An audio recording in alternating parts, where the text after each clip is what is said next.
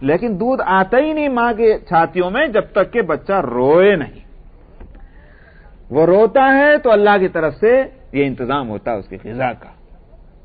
اللہ کی رحمت، اگر وہ بھی تو اللہ کی رحمت ہے نا، تو اللہ کی رحمت متوجہ ہوتی ہے جب بندہ جو ہے وہ اس کے اپنے حاجت مندی کا اظہار کرے. یہاں ہے خفیہ. ہاں اگر بے شک یہ ہے کہ اگر ضرورت ہے، مثال کے طور پر ایک مجمع ہے، سب لوگوں کے مل کر دعا کر رہے ہیں، اگر ایک شخص آواز سے دعا کرتے تاکہ سب لوگ اس میں شریک ہو جائیں، اس کی اجازت بھی ہے، اس میں بھی کوئی حرج نہیں. آخر یہ نبی کریم صلی اللہ علیہ وسلم کی دعائیں جو ہیں وہ اس کے الفاظ یہ تھے، صحابہ کو معلوم کیسے ہوئے؟ کبھی تو آپ نے زور سے دعا مانگی ہوگی کہ جس سے دوسرے سن لیں. بے شک اس کی غرض یہ تھی کہ تعلیم، تو اگر تعلیم مقصود ہے تو اس کے لیے زور سے بھی دعا مانگی جا سکتی ہے تاکہ دوسروں کو دعا مانگنا آ جائے، ورنہ حقیقتاً آہستہ ہی دعا ہونی چاہیے. اذ نادى ربه نداء خفيا، جب پکارا اس نے اپنے رب کو آہستہ پکارنا. قال رب انی وهن العظم مني واشتعل الرأس شيبا ولم اكن بدعائك رب شقيا. انہوں نے کہا خداوندا میری ہڈیاں گلنے لگیں. وہانا یہینوں کے معنی آتے ہیں لکڑی جب جل جائے یا بہت پرانی ہو جائے لکڑی، جب لکڑی بہت پرانی ہو جاتی ہے تو آپ دیکھتے ہیں کہ اس کی بکلیاں اور اس کے وہ گرنے لگتی ہیں، بھربرانا جس کو کہتے ہیں. بھربرانا شاید اردو میں آپ کے یہاں بھی استعمال ہوتا ہے لفظ. بوسیدہ تو وہ پرانا ہونے کو کہتے ہیں، لیکن وہ اس کی وہ کیفیت کہ اس میں سے وہ بھر بھر بھر کر کے وہ گرنے لگ جائے، اسی کو ہمارے یہاں اردو میں کہتے ہیں بھربرانا. تو یہ وہاں نہ لازم. اور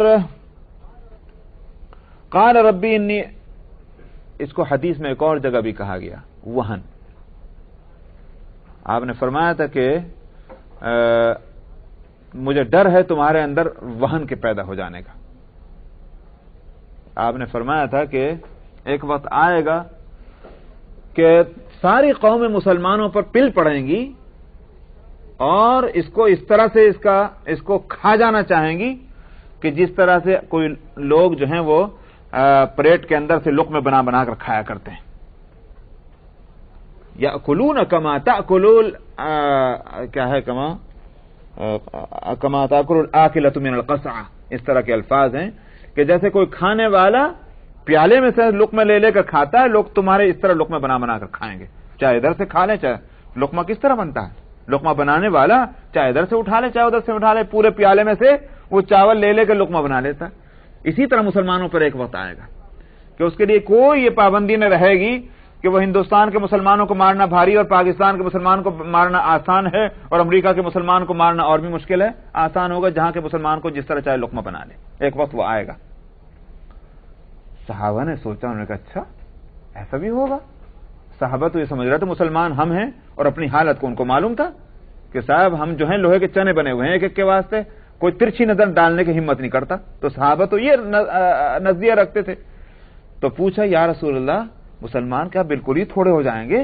ان مطلب یہ کہ اتنے بھی نہ رہیں گے جتنے ہم ہیں؟ آپ نے فرمایا کہ نہیں، وہ تو بہت ہو جائیں گے. تو پھر کیا ہوگا؟ آپ نے فرمایا کہ ان میں وہن پیدا ہو جائے گا. تعداد تو بڑھ جائے گی مگر ان کی کیفیت کیا ہوگی؟ ان میں وہن ہوگا. تو وہن کا لفظ تو عربی کا ہے، صحابہ جانتے ہیں. مگر پھر آپ سے پوچھا مل وہن یا رسول اللہ، وہن کیا ہوگا؟ آپ نے فرمایا حب الدنیا و کراہیت الموت، دنیا کی محبت اور موت کی ناگواری. یہ بات پیدا ہو جائے گی.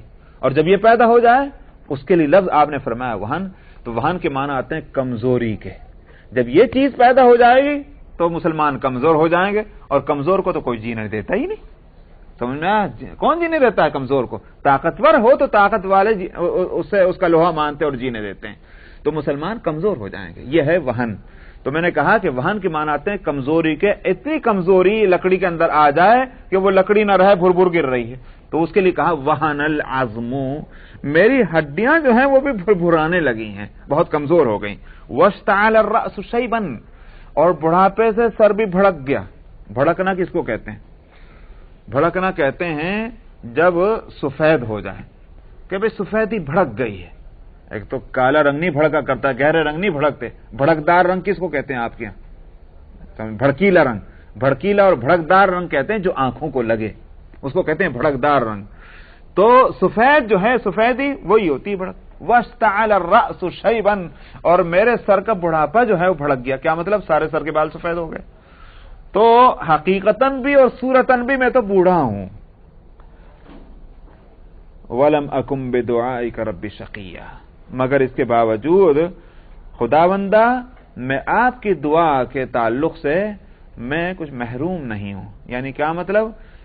یہ بات نہیں ہے کہ میں سمجھوں کہ آپ میری دعاؤں کو سننے والے نہیں ہیں یا میری دعا سنی نہیں جائے گی.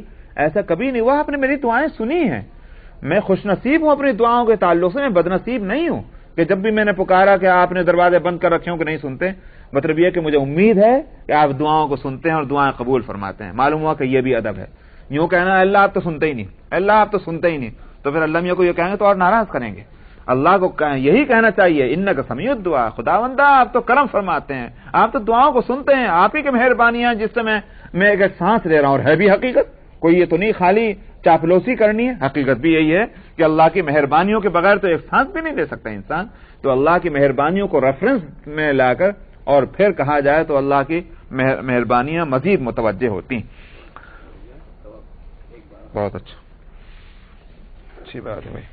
انشاءاللہ آئندہ اس کی پہلے مثال سمجھ لیجئے. محبت جو ہے اس کی درجے مختلف ہیں. مثلا کھانے پینے کی چیزیں مختلف ہیں.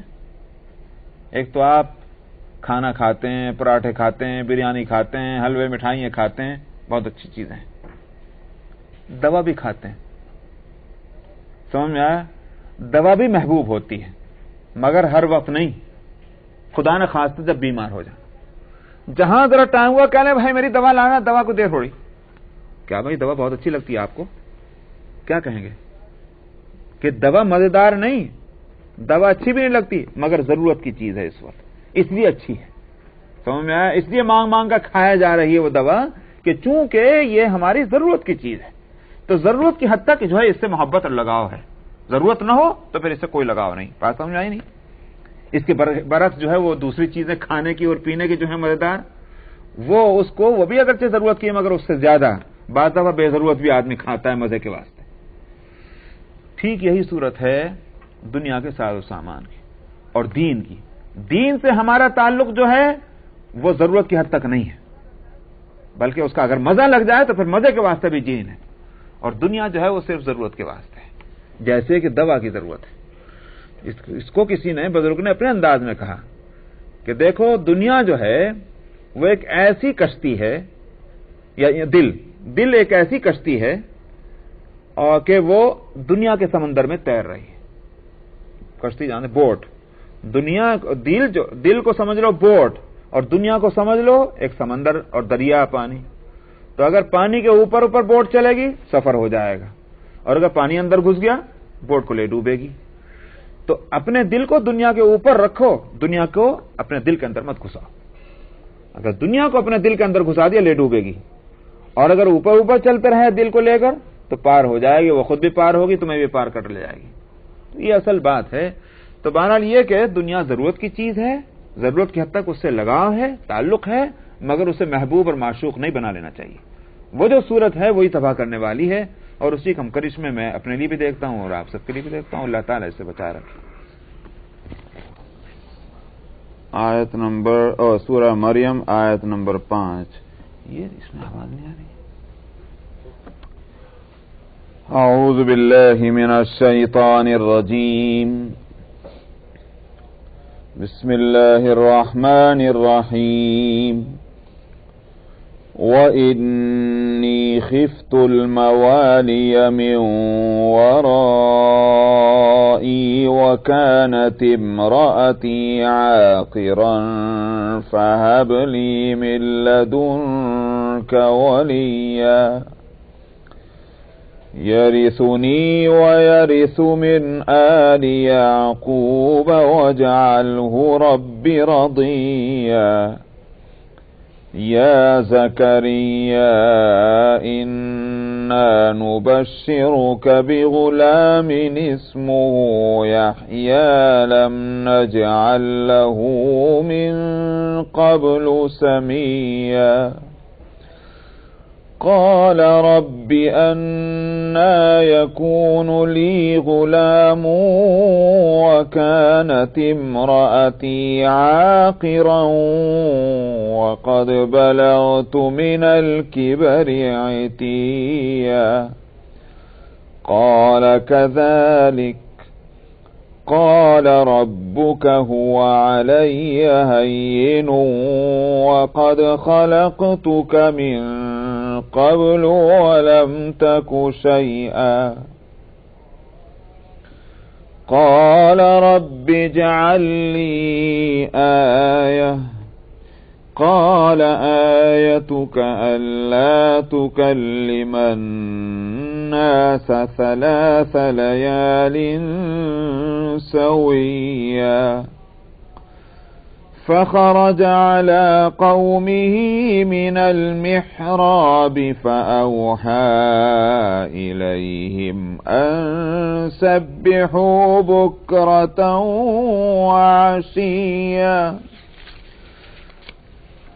يا يحيى خذ الكتاب بقوة وآتيناه الحكم صبيا وحنانا من لدنا وزكاة وكان تقيا وبرا بوالديه ولم يكن جبارا عصيا وسلام عليه يوم ولد ويوم يموت ويوم يبعث حيا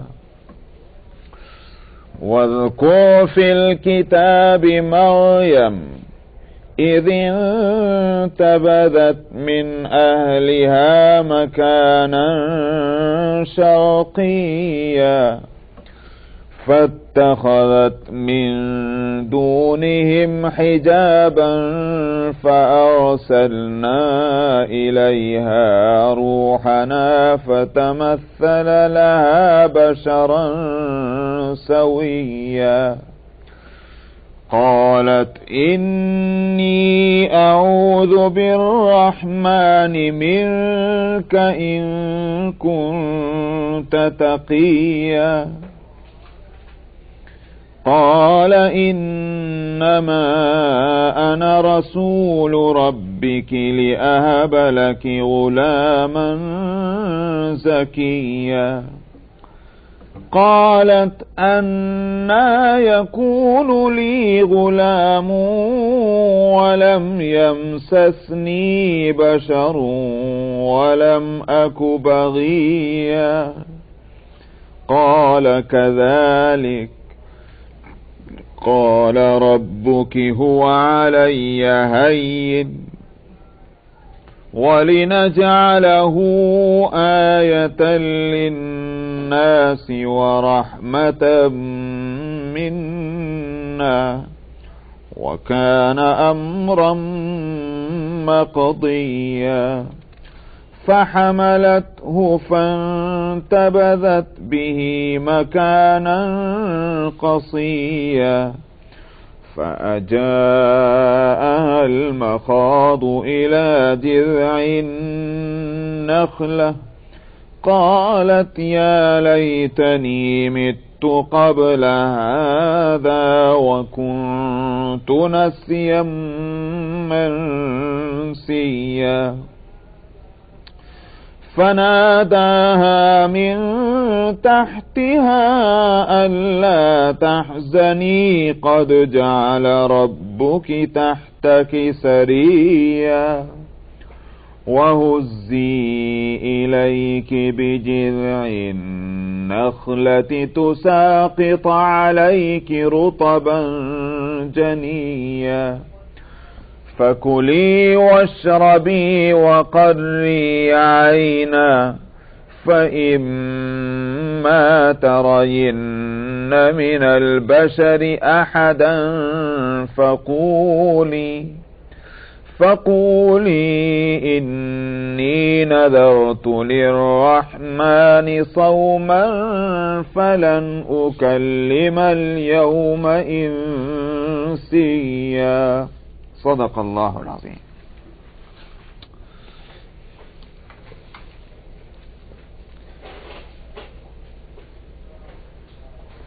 گزشتہ آیتوں میں حضرت زکریا علیہ السلام کا ذکر چلا شروع سے، اور انہوں نے اللہ سے دعا کی،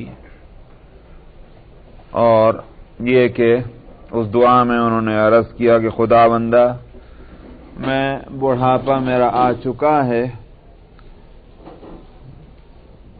اور بڑھاپے میں اگرچہ عام طور پر اولاد نہیں ہوتی، مگر میں دعاؤں کے تعلق سے مایوس کبھی نہیں ہوں، اس لیے کہ پہلے بھی محروم نہیں رہا، تو میں کیسے سمجھوں کہ آئندہ میں محروم رہوں گا اپنی دعاؤں کی قبولیت سے. تو یہ دعا انہوں نے کی تھی. اسی دعا کے یہ الفاظ بھی تھے کہ وَإِنِّي خِفْتُ الْمَوَالِيَ مِنْ وَرَائِي. حضرت زکریا علیہ السلام جو چیز فرمانا چاہ رہے ہیں وہ یہ کہ میرے خاندان میں جو لوگ ہیں بنو ابیاہ، یاد رہا ہوگا میں نے وہ کہا تھا ان کا خاندان جو ہے اس کا نام ہے بنو ابیاہ. تو کہتے ہیں کہ میرے خاندان میں مجھے کوئی ایسا نظر نہیں آ رہا ہے کہ جو اس سلسلے کو آگے لے کر چلے. کون سا سلسلہ؟ جس پر میں ہوں، یعنی اس میں یہ قابلیت ہو کہ وہ کام انجام دے کہ جو کام میں کر رہا ہوں بیت المقدس کی خدمت کا. میں نے کہا تھا کہ بیت المقدس جو اس وقت قبلہ تھا سارے انبیاء کا اور دنیا میں مقدس ترین مقام تھا، اس بیت المقدس کی مقدس ترین خدمت جو تھی وہ اس پہ حضرت زکریا علیہ السلام اس وقت ہیں جس وقت یہ دعا کر رہے ہیں. ظاہر ہے کہ مقدس ترین خدمت کے لیے کسی فاسق اور فاجر کا تھوڑی انتخاب ہو سکتا ہے. صاحب فضل اور کمال ہوگا، متقی پرہیزگار ہوگا، خدا رسیدہ ہوگا، اخلاق اور کردار والا انسان ہوگا، تبھی تو وہ خانہ خدا میں مقدس ترین خدمت پر مامور ہوگا. تو اب حضرت زکریا علیہ السلام کے فرمانے کا حاصل یہ مجھے نہیں آثار نظر آتے کہ میرے خاندان میں کوئی ایسا ہوگا. اچھا صاحب اب کیا نہیں ہے؟ تو فرماتے ہیں کہ وَإِنِّي خِفْتُ الْمَوَالِيَ مِنْ وَرَائِي، مجھے ڈر ہے اپنے پیچھے میرے والی وارث کون ہوگا اس کا جو اس کام کو لے کر چلے. وَكَانَتِ امْرَأَتِي عَاقِرًا، اور میری بیوی جو ہے وہ بانجھ ہے. میں بوڑھا، میری بیوی بانجھ، اور ڈر جو ہے وہ یہ ہے کہ میرا یہ سلسلہ آگے نہ چلے گا. فَهَبْ لِي مِن لَّدُنْكَ وَلِيًّا، لہذا خدا بندہ مجھے ایک ولی عطا فرما دے. ولی سے مراد یہ ہے یہاں جو ہے یعنی جو اس کام کی ذمہ داری کو قبول کرے، یہ کام اس کی طرف منتقل ہو جائے، اسی کو ولی کہا جاتا ہے. تو یہاں زکریا علیہ السلام جو ہیں وہ دنیا داری میں مبتلا نہیں ہیں کہ صاحب بس اللہ میاں مجھے ایک بیٹا دے دیے. بے شک اولاد کی آرزو اور تمنا ہر مرد اور ایک عورت کے دل میں ہو سکتی ہے، اور ایسی تمنا ہونا کوئی بری بات نہیں، مگر انبیاء کا مقام کہیں بلند ہوتا ہے، وہ دنیا داری میں نہیں ہوتے. ان کے پیش نظر جو ہے وہ یہ بات ہے کہ یہ دینی سلسلہ میرے ساتھ چلا جا رہا ہے، میں مر گیا تو یہ کوئی میرے اس ذمہ داری کو لے کر چلنے والا نہیں ہوگا. اب سوال یہ ہے کہ بیٹا جو ہے کیا ضروری ہے کہ وہ بھی ہو؟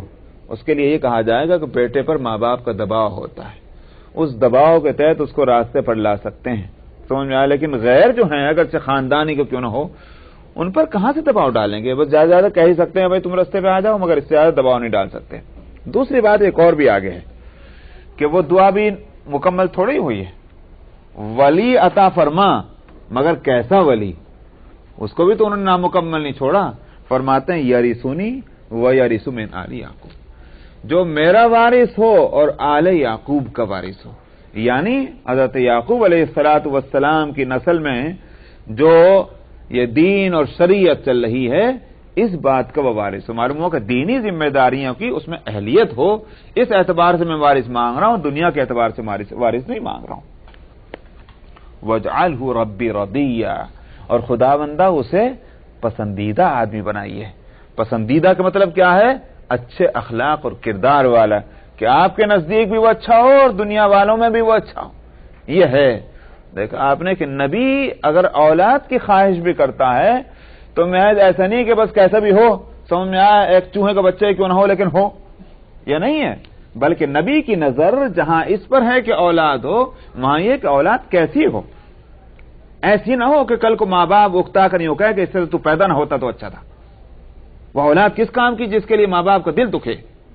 اولاد وہی کارآمد ہے کہ اس کے لیے ماں پلے پھیلا پھیلا کر دعا دے, خدا بندہ اس کو جو ہے اس کو ہرا بھرا رکھیے, جیسے اس نے میری خدمت کی ہے, جیسے اس نے مجھے سکھ اور چین پہنچا ہے. یہ اولاد ہے. تو انبیاء علیہ الصلوۃ والسلام کی نظر اس پر ہے کہ اولاد ملے اور ایسی ملے. تو اس لیے انہوں نے کہا کہ یرثنی ویرث من آل یعقوب واجعلہ ربی رضیہ, اور اس کو خدا بندہ اخلاق اور کردار اور عادات کے اعتبار سے اس کو پسندیدہ ایک انسان بنائیے.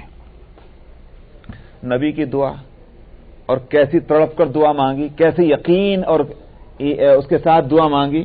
سمجھا, اول تو انبیاء علیہ الصلوۃ والسلام کو یقین ہوتا ہی ہے اللہ کی ذات پر, ساتھ میں جب ایک مشاہدہ ہو جائے اللہ کی قدرت کا تو پھر وہ تو ایک عام انسان کے اندر بھی وہ یقین کی کیفیت میں اضافہ ہو جاتا ہے. سمجھ میں آ رہی نہیں بات؟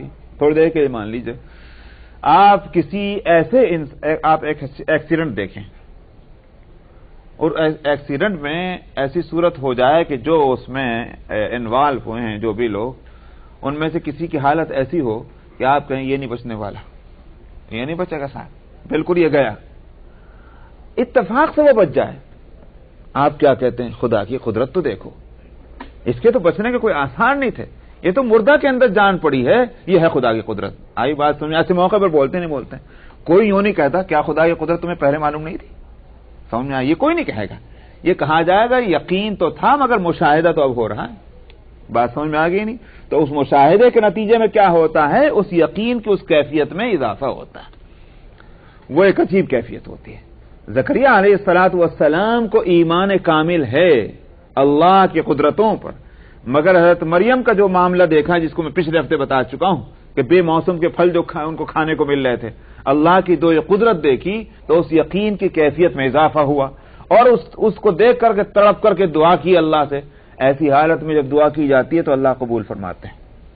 نبی کی دعا تو یوں بھی قبول ہونی ہے, لیکن میں آپ کو نسخہ بتلاؤں کہ تڑپ کر کے اور گڑ گڑا کر اور پورے کانشسنس کے ساتھ کہ ذہن کا کوئی گوشہ اور اس کا کوئی خیال جو ہے وہ اللہ سے ہٹ کر ادھر ادھر نہ ہو, اس پوری توجہ کے ساتھ جب گڑ گڑا کر اے اللہ بس تو اور تو اور تو ہے, تو ہی اس کام کو پورا کرنے والا اور کچھ نہیں.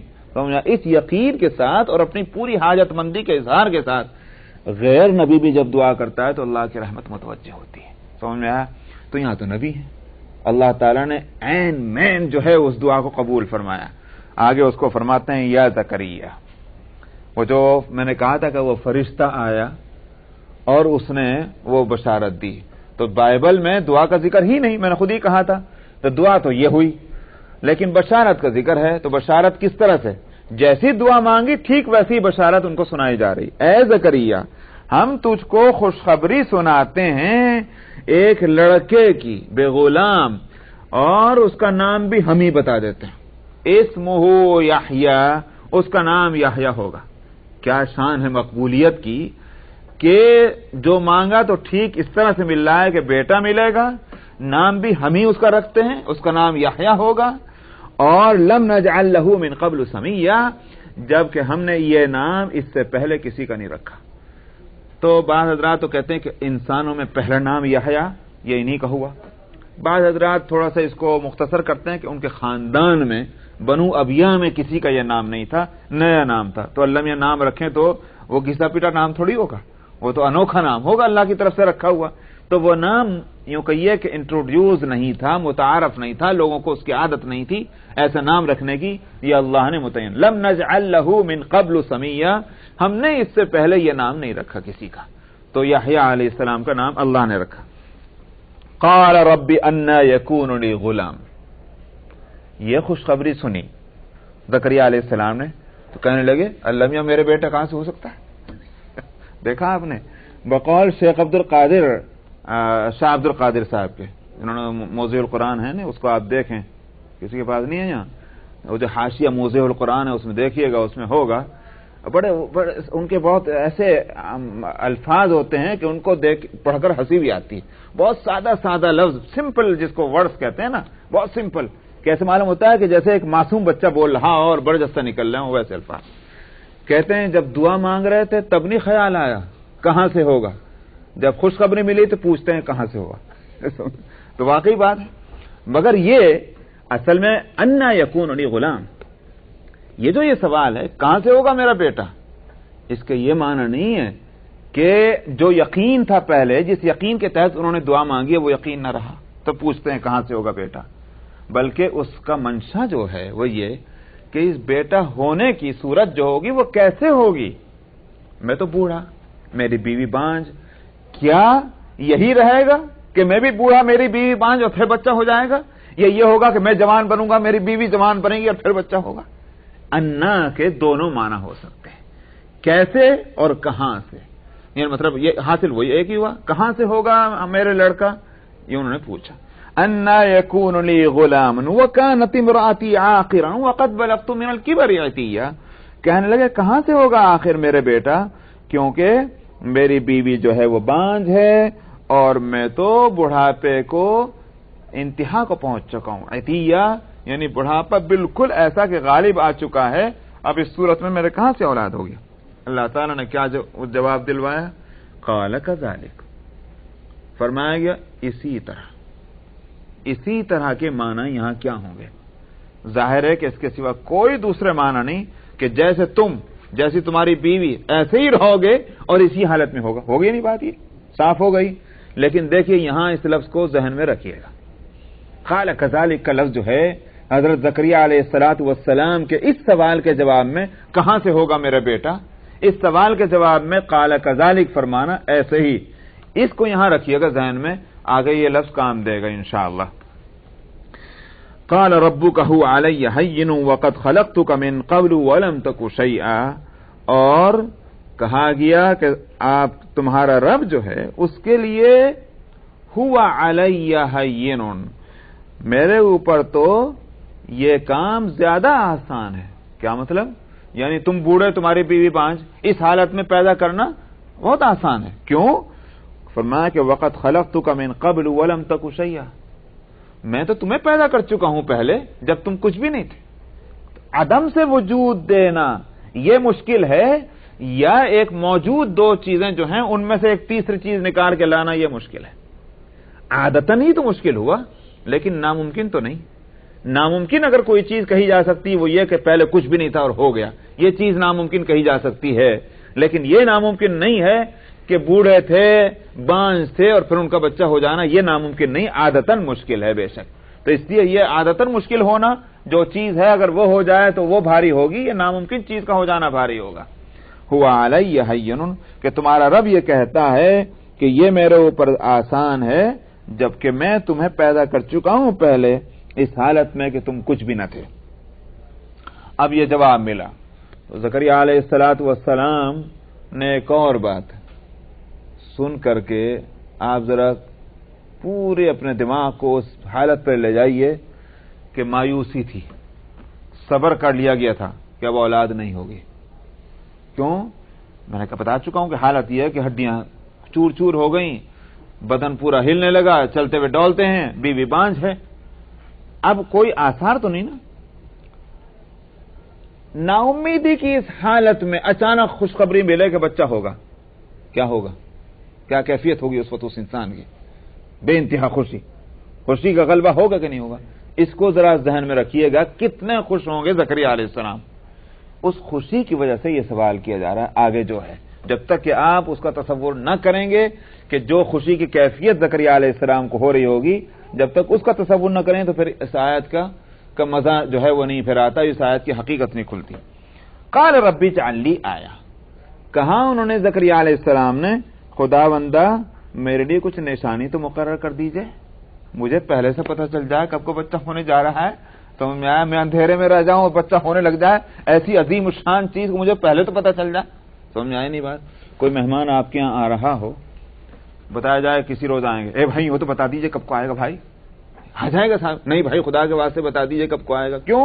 یہ طلب ہے، یہ شوق ہے. جب یہ شوق کسی چیز کا ہوتا ہے تو اس کا ٹائم بھی معلوم کرنا چاہتا ہے کہ بھائی کب کو ہوگا. اسی بات پہ آپ دیکھتے ہیں قرآن حکیم میں کفار اور مشرکین کے اس قول کو نقل کرتے ہوئے کہ کب ہوگی قیامت، تو ان کے قول کو، اس بات کو احمقانہ کہا گیا. اس سوال کو بے وقوف ہو، یہ کوئی خوشی کی چیز ہے قیامت کہ جس کے بارے میں تم پوچھ رہے ہو کیوں ہوگی؟ یہ پوچھنا کہ کب ہوگی یہ ہوتا ہے کب جب جس چیز کے لیے اطلاع دی گئی وہ کوئی اچھی چیز ہو، وہ خوشی کی چیز ہو، شوق کی چیز ہو، تب پوچھا جاتا ہے کب ہوگا. بے وقوف ہو جو غم کی اور مصیبت کی چیز ہے اس کے لیے پوچھا جائے کب ہو، اس کے لیے تو یوں دعا کرو اللہ ہو ہی نہ. مثلا ایک مثال میں دے رہا ہوں. اسی لیے حدیث میں ایک واقعہ آتا ہے کہ ایک صحابی نے نبی کریم صلی اللہ علیہ وسلم سے پوچھا یا رسول اللہ قیامت کب کو ہوگی؟ آپ نے آپ کے چہرے کا رنگ بدل گیا. آپ نے پوچھا تم نے کیا تیاری کر رکھی؟ اب وہ کھیل گئے حضرت. سمجھ میں آیا کہ یہ تو توقع بھی نہیں تھی کہ آپ یہ فرمائیں گے.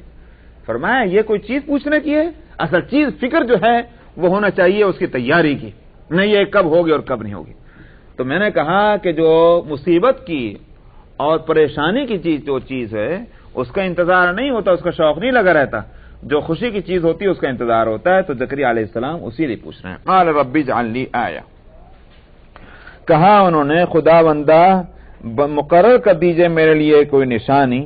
اللہ تعالی نے فرمایا قال آیتک الا تکلم الناس ثلاث لیال سویا، فرمایا کہ تمہاری نشانی یہ ہوگی کہ تم بات نہ کرو گے لوگوں سے 3 راتیں مسلسل.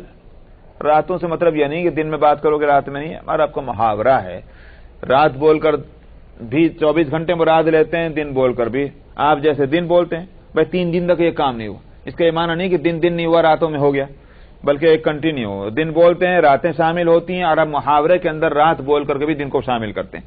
تو 3 راتوں کا مطلب یہ ہے کہ 3 دن اور 3 راتیں جو ہے تم بات نہ کرو گے. میں گزشتہ ہفتے تک بائبل لے کر آتا رہا. میں نے کہا یہ آیت جب آئے گی تو میں اس میں بتاؤں گا کہ بائبل نے کیا گل کھلایا ہے اس موقع پر.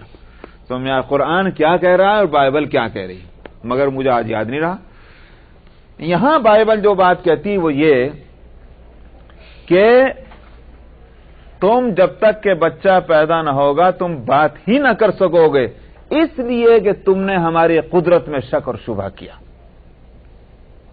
یہ ہے بائبل کے الفاظ. اس کا مطلب کیا ہوا؟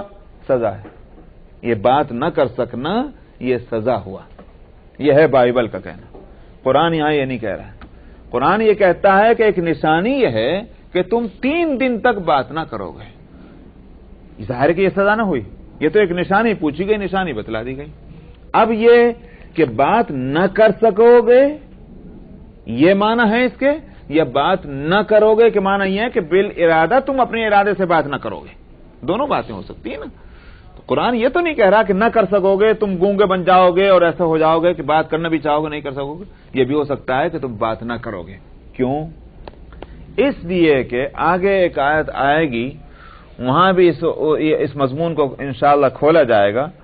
گزشتہ شریعتوں میں کھانے پینے کو چھوڑ کر جو روزہ ہوتا تھا اسی کے ساتھ بولنا چھوڑ کر بھی روزہ ہوتا تھا. آئی بات سمجھ میں نہیں؟ آج آپ روزہ کس کو کہتے ہیں؟ اللہ کے واسطے فجر سے لے کر سن سیٹ تک کھانا پینا اور بیوی اور شوہر کے تعلقات کو چھوڑ دینا، اس کا نام روزہ ہے. ٹھیک ہے نہیں بات؟ لیکن پچھلی شریعتوں میں اللہ کے لیے بولنا بھی چھوڑنا روزہ ہوتا تھا. یہ تھی بات. تو یہاں یہ معنی بھی ہوں گے کہ تم 3 دن تک نہ بولو گے، یعنی مطلب یہ کہ یہ ایک اللہ کی ایک نعمت ہے، اس نعمت کے شکرانے میں تم ایسا کرو گے، اور یہ ایک اللہ کی طرف سے ایک نشانی بھی ہوگی. تو یہ دونوں معنی ہو سکتے ہیں. بہرحال یہ سزا نہیں ہے. فخرج علی قومہ من المحراب، چنانچہ بائبل میں یہاں پھر یہ ہے کہ جب وہ اپنے اس جگہ سے نکل کر باہر آئے. کون سی جگہ سے یاد ہے؟ کون سی جگہ سے؟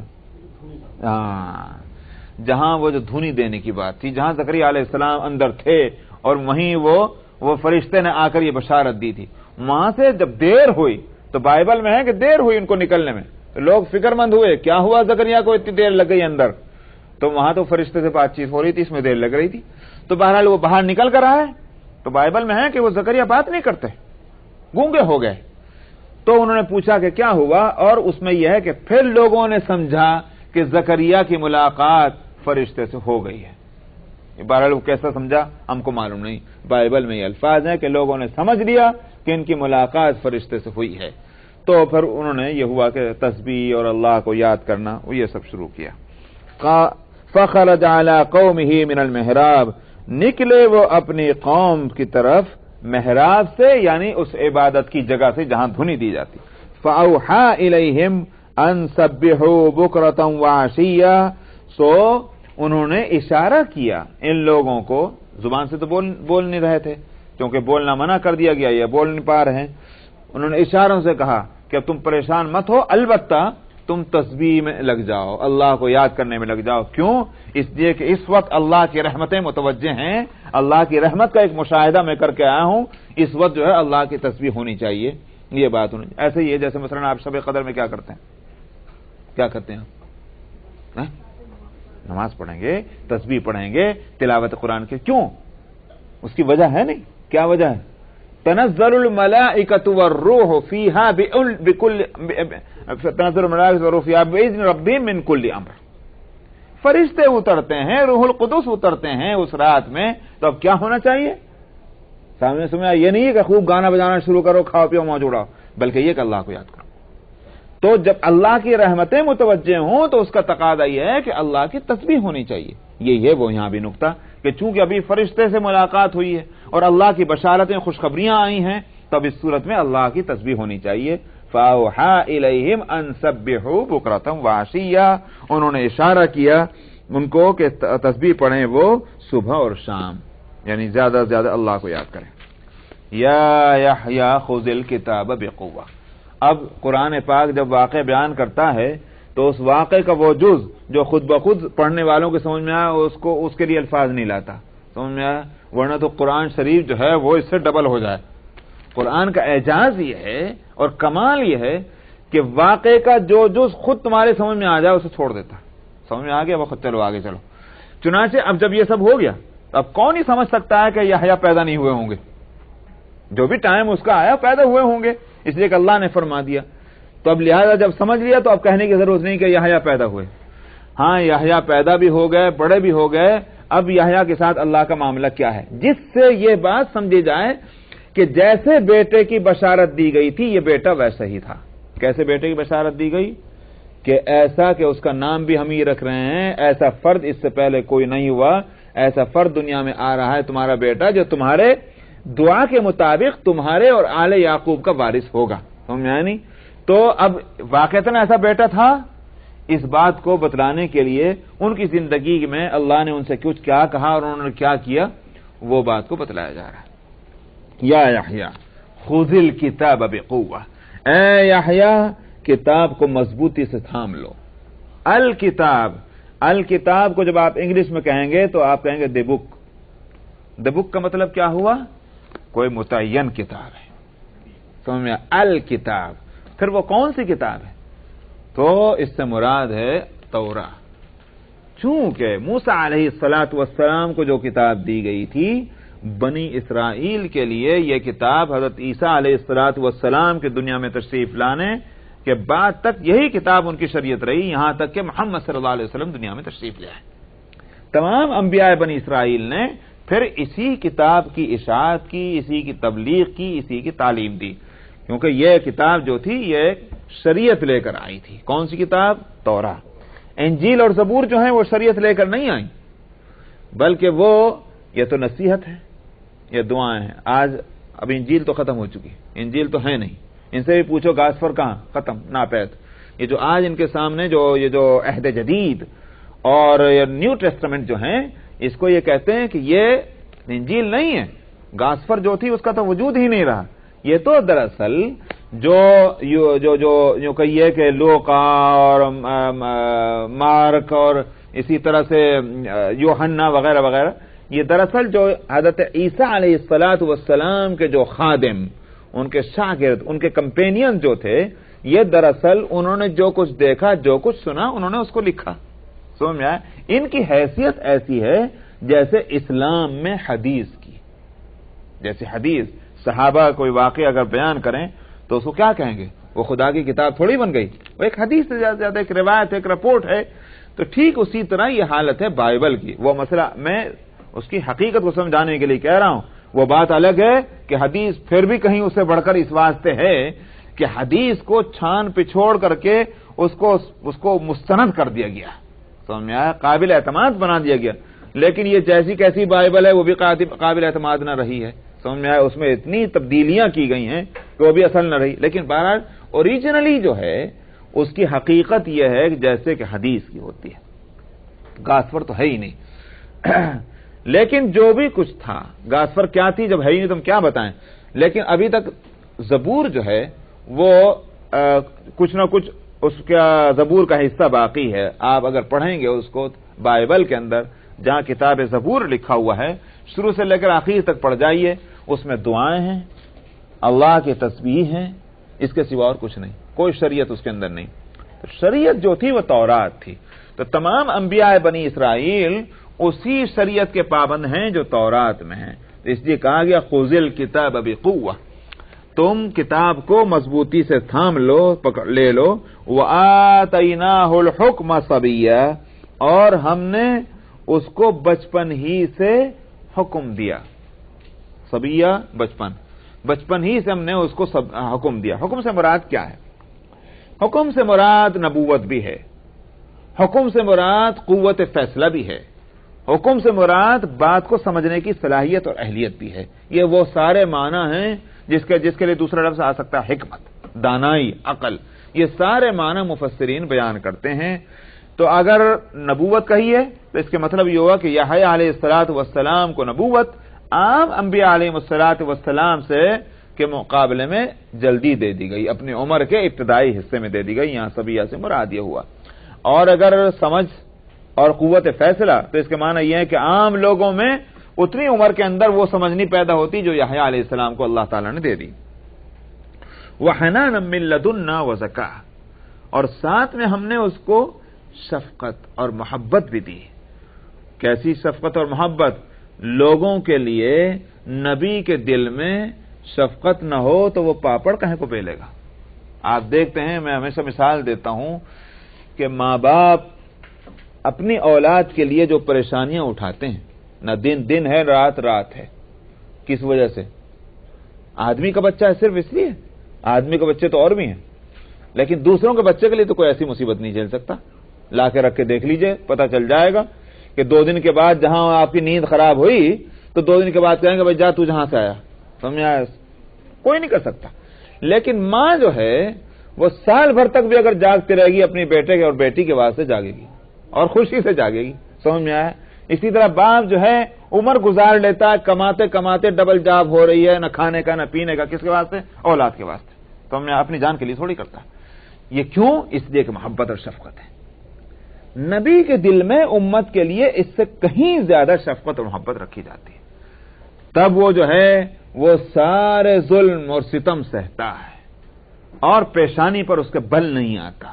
خندہ پیشانی کے ساتھ وہ مصیبتیں جھیلتا ہے امت کی بھلائی کے واسطے. یہ سوچتا ہے کہ ساری تکلیفیں میرے لیے آسان ہیں امت اگر رستے پر آ جائے. وہ ٹھیک وہی بات ماں باپ کہتے ہیں اجی اگر یہ ہماری اولاد صحیح ہو جائے کوئی پرواہ نہیں، ہم نے جو کچھ تکلیف اٹھائی سب جو ہیں وہ ہمارے لیے آسان ہو جائیں گی. نبی کی شان اس سے کہیں بڑھ کر ہوتی ہے. تو یہاں یحییٰ علیہ الصلوۃ والسلام کے لیے کہا گیا ہم نے اس کو حنان، حنہ کے معنی آتے ہیں محبت اور شفقت کے. اللہ کو حنان اسی معنی میں کہا گیا کہ اللہ جو ہیں بڑے مہربان ہیں، بندوں سے بہت زیادہ پیار اور محبت کرنے والے ہیں. یہ ہے اس حنان کے معنی. وَحَنَانًا مِن لَّدُنَّا، ہم نے اپنے طرف سے خصوصی طور پر ان کو محبت اور شفقت دی تھی. وَزَكَاةً، اور زکات کے معنی آتے ہیں صفائی ستھرائی پاکیزگی.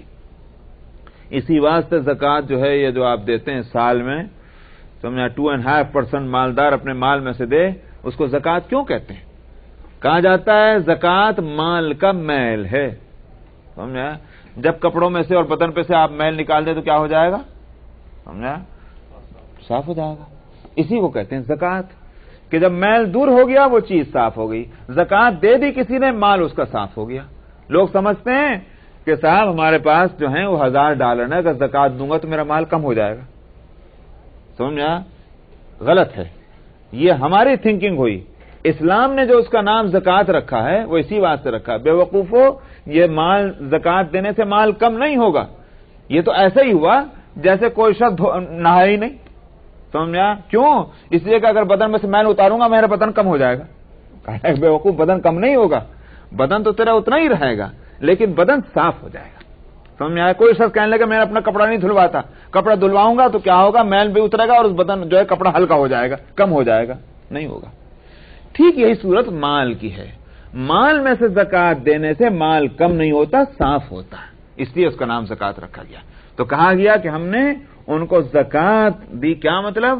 اخلاق اور کردار اور عادت کے اعتبار سے بڑا صاف ستھرا انسان انہوں نے اس کو بنایا. اس میں کوئی میل کچیل اور کھپٹ کچھ بھی نہیں تھی. اخلاق اور کردار کی یہ ہے زکات. وَكَانَ تَقِيًّا، اور فرمایا کہ بڑا متقی تھا، خدا ترس، ڈرنے والا خدا سے. اسی لیے بعض کتابوں میں یہ ہے کہ حضرت یحییٰ علیہ الصلوۃ والسلام آبادی میں بھی نہیں رہتے تھے، گھروں میں بھی نہیں رہتے تھے، بس اپنا یہاں وہاں جنگلوں میں بیابانوں میں، اس لیے کہ ان کا دل ہی نہیں رکھتا تھا آبادیوں کے اندر. وہ اب بیابانوں